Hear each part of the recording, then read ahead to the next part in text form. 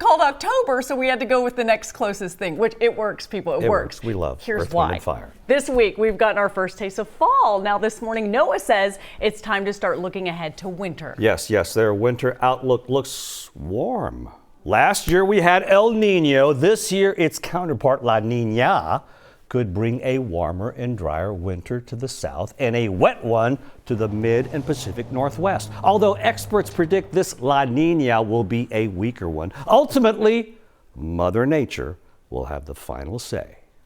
It's like playing a game of cards or poker with a few extra aces in the deck. You might have an idea of how the deck is stacked, but it doesn't mean you know exactly what hand you're going to get.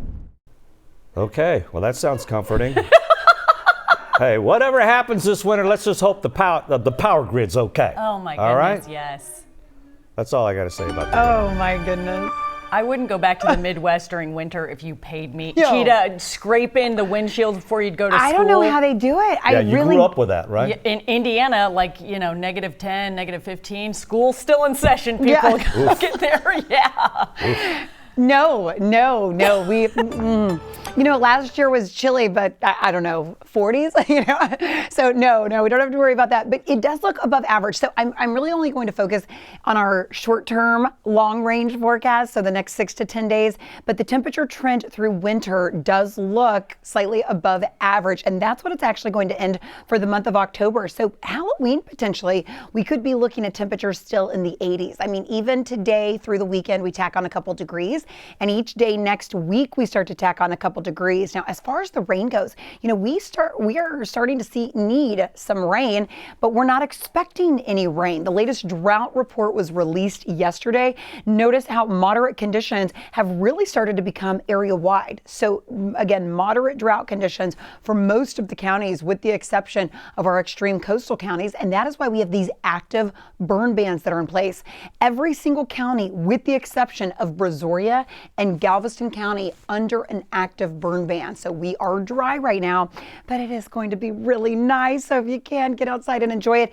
Temperatures this morning, not quite as chilly as yesterday. 58 in Katy, 53 at IAH, 58 Humble. We're running a good 5 degrees warmer than yesterday. I would still say sweater weather, long sleeves early, but make sure you dress in layers because it is going to be a quick warm up today. Notice lunchtime temperatures are heading into the mid 70s.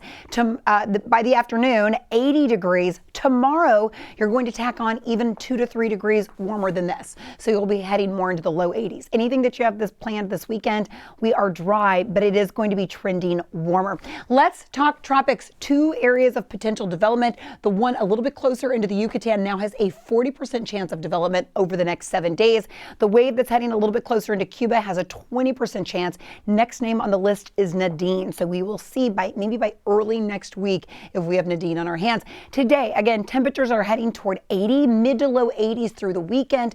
And then right through next week, every single day, we tack on about a degree or 2. But Jen, over the next 10 days, even our long range forecast, we do not have any rain in the forecast. It is going to stay dry. Long stretch for us right